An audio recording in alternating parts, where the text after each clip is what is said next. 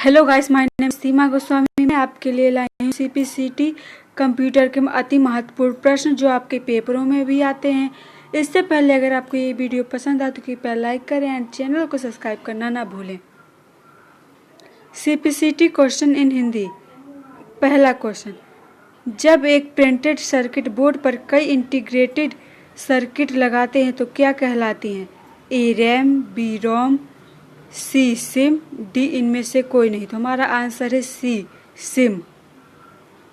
दूसरा, मदरबोर्ड के जिस भाग में इनपुट और आउटपुट कार्ड लगाते हैं उसे क्या कहते हैं? A expansion slot, B input slot, C circuit, D इनमें से कोई नहीं। तो हमारा आंसर है ए एक्सपेंसिव स्लॉट। तीसरा, मदरबोर्ड में जिस स्थान पर रैम को लगाते हैं वह क्या कहलाता है? A RAM stand, B memory bag, C ROM kit, D इनमें से कोई नहीं। तो हमारा आंसर है डी बी मेमोरी बैंक।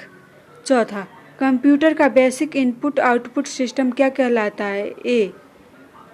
ए BIOS, B CPU, C ALU, D इनमें से कोई नहीं। तो हमारा आंसर है ए ब्लॉस। पांचवा, ब्लॉस के निम्नलिखित कामों में कौन सा असत्य है?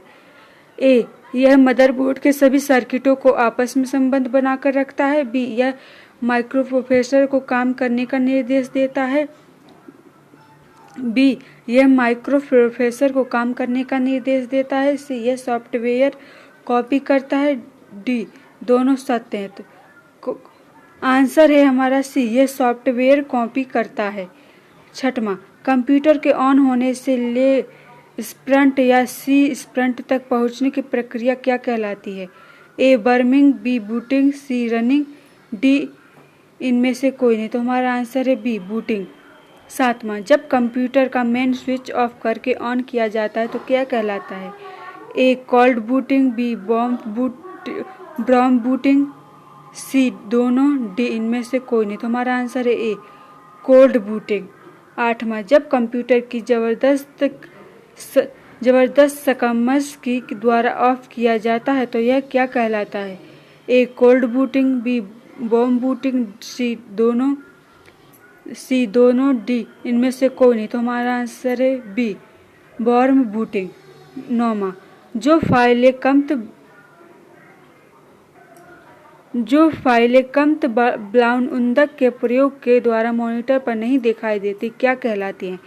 ए हैंडल फाइलें, B program file, C band file, D इनमें से कोई नहीं। तो हमारा आंसर ए हैंडल फाइल। 10वां, यूनिक क्या है?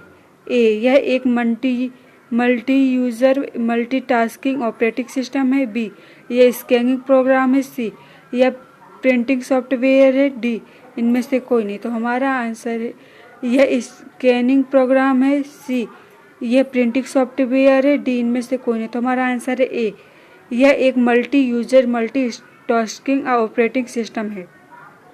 11वां, यूनिक्स के ऑपरेटिंग सिस्टम की लैंग्वेज क्या है? A B C D D.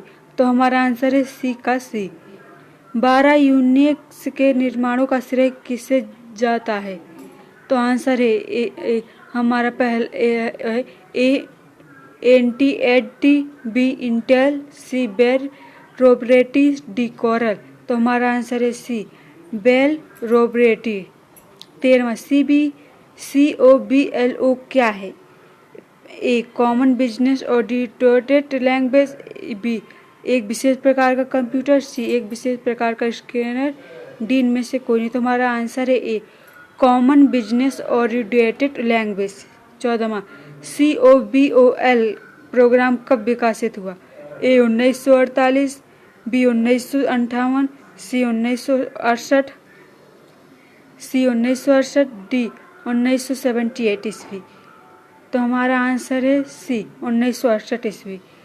15वां, COBOL programme के निर्माण का श्रेय किसे जाता है? A India institute of technology, B America national standard institute, C Bell laboratory, D इनमें से कोई नहीं। तो हमारा आंसर इनमें से कोई नहीं, तो हमारा आंसर है B America national standard institute. 16वां DBASE नामक सॉफ्टवेयर कब निर्मित किया गया? A 1965, B 1975, C 1980, D 1985। तो हमारा आंसर है सी 1980। 17वां DBALC नामक सॉफ्टवेयर का निर्माण किसने किया? A Ben Ratcliff, B पास्कर, C Napoleon, D इनमें से कोई नहीं। तो हमारा आंसर है ए बेन रिलेटिव। 18वां स्क्रीन पर उभरने वाला मार्क या ब्लिप जो पोजीशन दर्शाते हैं क्या कहलाता है? ए कर्सर, बी मार्कर, सी ब्लिप, डी इनमें से कोई नहीं। तो हमारा आंसर है ए कर्सर। 19वां BASIC लैंग्वेज का विकास कब हुआ था? ए 1961 ईस्वी, बी 1964 ईस्वी, सी 1971 ईस्वी, डी 1971 ईस्वी। आंसर है हमारा बी 1964 ईस्वी। 20वां BASIC लैंग्वेज का निर्माण किसने किया? ए बेन रैटक्लिफ, बी प्रोजेइकोनॉमी ऑफ प्रो-पीई कार्टूज, बी प्रोजेइकोनॉमिक और प्रो-पीई कार्टूज, C Bill Gates, D Shabbir Bhatia. तो हमारा आंसर है बी प्रोजेइकोनॉमी और प्रो-पीई कार्टूज। Thank you friend.